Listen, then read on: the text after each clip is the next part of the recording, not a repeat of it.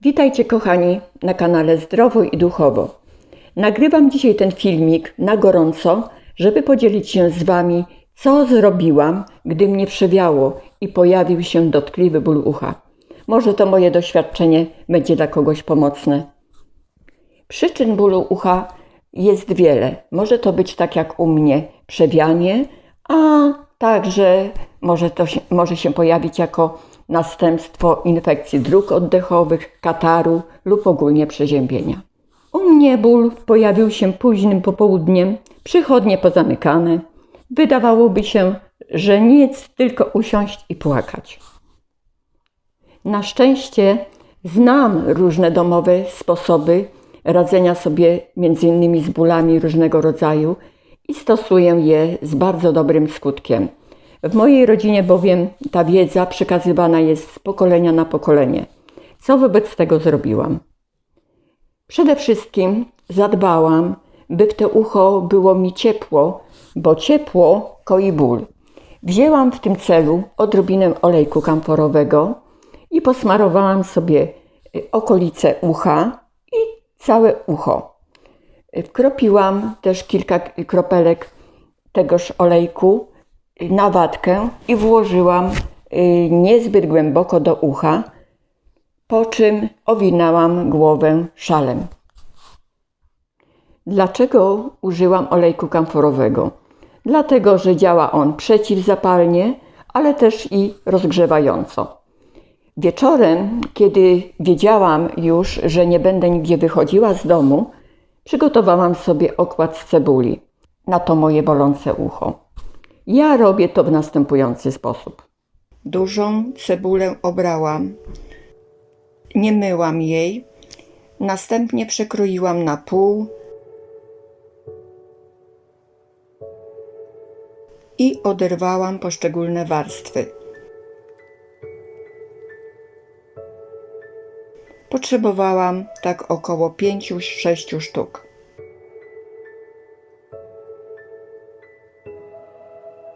Następnie ułożyłam je na papierze do pieczenia. Delikatnie zgniotłam, żeby były bardziej płaskie.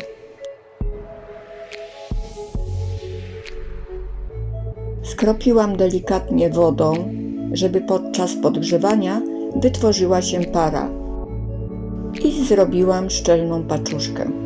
Po czym włożyłam do naczynia i pod przykryciem delikatnie podgrzewałam.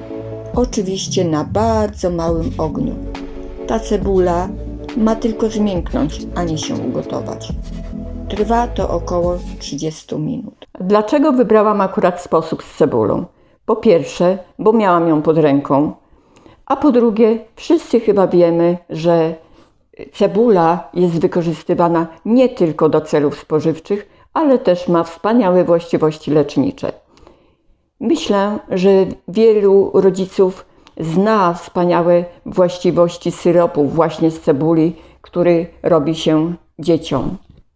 O właściwościach przeciwinfekcyjnych cebuli pisał już nawet w 1822 roku Ludwik Pasteur. Posiada ona działanie antybakteryjne, a składniki, które są w niej zawarte, takie m.in. jak witamina C, witaminy z grupy B, fosfor, wapń, siarka, magnez, potas, pomagają zwalczyć stan zapalny i działają ogólnie wzmacniająco na organizm człowieka. Kontynuując, po tych 30 minutach ta cebula jest, tak jak widzimy, jest nadal sprężysta, ale na tyle elastyczna, że fajnie będzie przylegała do ucha. A poza tym nie straciła swoich cennych właściwości, bo nie była gotowana. Wyłożyłam ją na bawełnianą ściereczkę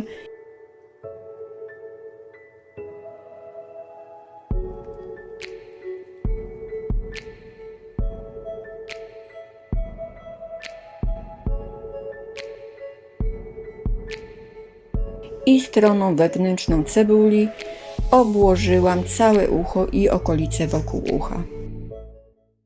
Musiałam to robić bardzo ostrożnie, bo cebula po wyjęciu z paczuszki jest bardzo gorąca. Dlatego musiałam odczekać, żeby troszeczkę ostygła, inaczej mogłaby mnie bardzo poparzyć.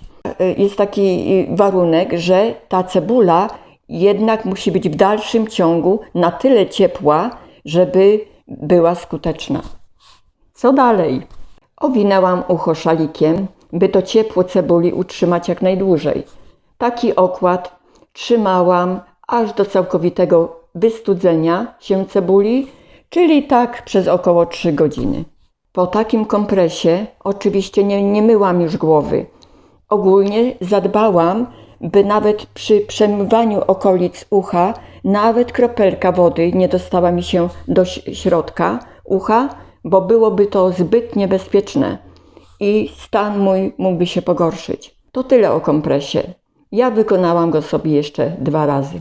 Pomyślałam też, że skoro pojawił mi się już ten ból, to powinnam zadbać bardziej o swoją odporność organizmu. Sięgnęłam więc po kiwi, które jest kopalnią witaminy C.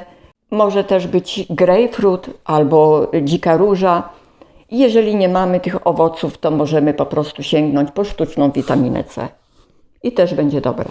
Zrobiłam sobie też prosty, zielony sok, który składał się z jabłka, łodygi, selera, liścia jarmużu i kawałka papryczki chili, bo ja tak lubię taki podkręcony smak.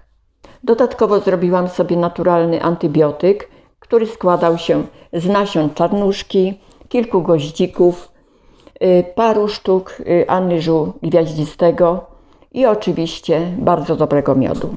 Taka mikstura działa przeciwzapalnie, antybakteryjnie, antywirusowo i podnosi odporność.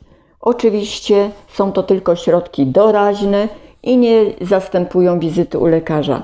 Gdyby ból utrzymał się dłużej niż 3 dni, oczywiście należy wtedy udać się do tego lekarza. Ja nie poszłam, bo nie było takiej potrzeby. Ból minął i jest wszystko dobrze. Dziękuję bardzo za uwagę. Trzymajcie się zdrowo. Proszę o łapkę w górę i subskrybowanie mojego kanału. Pa, pa!